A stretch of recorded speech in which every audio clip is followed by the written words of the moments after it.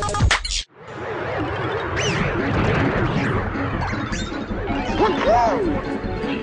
he seems kind of different somehow. Come on, we've got to help him.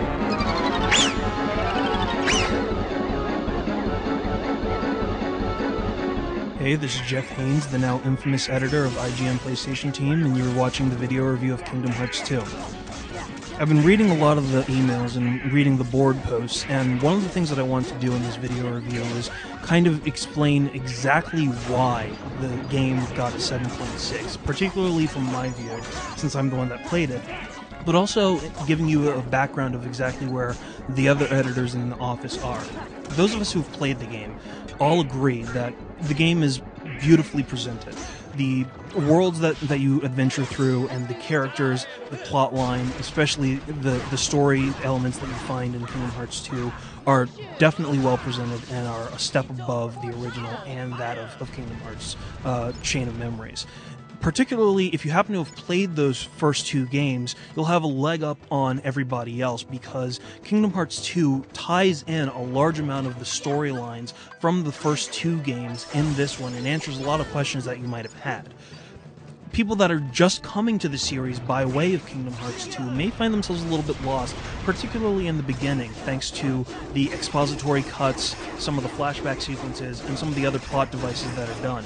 However, later on, a lot of it starts to get slowly tied together, and if you happen to be really, really confused, you can always kind of rely on Jiminy Cricket's journal, which has been definitely expanded and is a much needed and much improved resource for any player that is going through the game.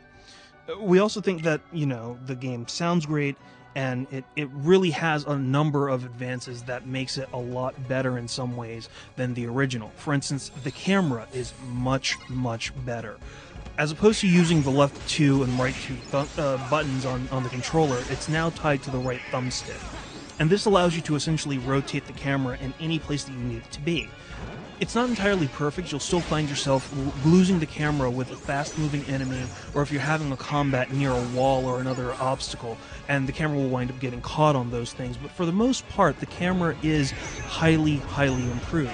Another section that fans really hated in the first game, and understandably so, was the gummy ship sections, which were slow, very plodding, and you only really needed them to transition from one world to the other.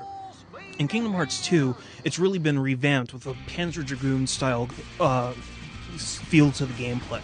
In that sense, you have a much faster-paced, action-packed sequence where you are literally fighting against a large amount of ships, gun emplacements, bosses, and other objects that are essentially being thrown at you. Fortunately, you can paint a large number of targets with homing missiles. You can have the option to get teeny ships, which are little side helpers that add to your firepower. And it's actually a way of building up your stockpiles to improve your ship. So it's kind of a nice little additional side quest if you find yourself getting a little bit bored with the main story. Unfortunately, there's one thing with the game that kind of becomes very, very dull and very, very straightforward. And this is one of the things that have been posted on the boards. I understand that a lot of people have been saying that the original was full of button mashing. I understand that, I know it. This one still has essentially the same features. However, the reason why it's a lot more focused on the button mashing than the first quest is because the first quest you actually needed magic or summons to help you out with certain bosses, like Ursula or the Trick Master, to weaken them or to give yourself an easier time. You don't need that in this game. In fact, you can literally just pound on the X button from the opening sequence through the end boss and never ever have to use any offensive magic, any summons, any limits, or any drive attacks once. This brings me to a very important point, which is that the game does not scale its difficulty level the farther along in the game as you go. At the beginning, you have the ability to commit maybe 3-hit combos at the best. By the end of the game, however, you're committing at least 6 to 8-hit combos on every single attack, plus potentially adding area damage effect to any enemy around you. The enemies, on the other hand, the Heartless, the Nobodies, and a lot of the other creatures that you will wind up fighting, don't ever increase their skills or increase their health significantly.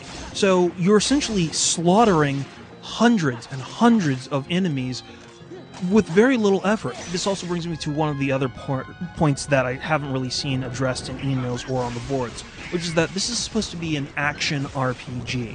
Unfortunately, with the heavy balance towards action this time around, there are very little RPG elements. The game is extraordinarily linear, there's very little exploration that you need to do, and tasks that you might originally expect to find in an RPG really are not there, meaning the only thing that you are having that is of the RPG element is gaining levels for your party and essentially managing parties within each world, which you can swap out on the fly. Doesn't really mean that it is an RPG game. It's more like a Dungeon Warriors clone with the Kingdom Hearts genre and universe glommed onto it. In sum, part of the problem with Kingdom Hearts 2 is kind of like receiving a very shiny, very elaborately wrapped package after waiting for 4 years in eager anticipation. It's going to look great, and it's going to feel like an exceptional thing to have in your hands. However, once you open that package and you start to really get used to what is in that box, you realize that you're not exactly getting what you were anticipating or what you were hoping for. That's part of the problem. The hardcore fans are going to love this, you're probably going to have it anyway, and who knows, you'll probably wind up sending me a lot more email and a few more posts on the board. For those of you that are new to the series or possibly on the fence, you might want to rent this one first.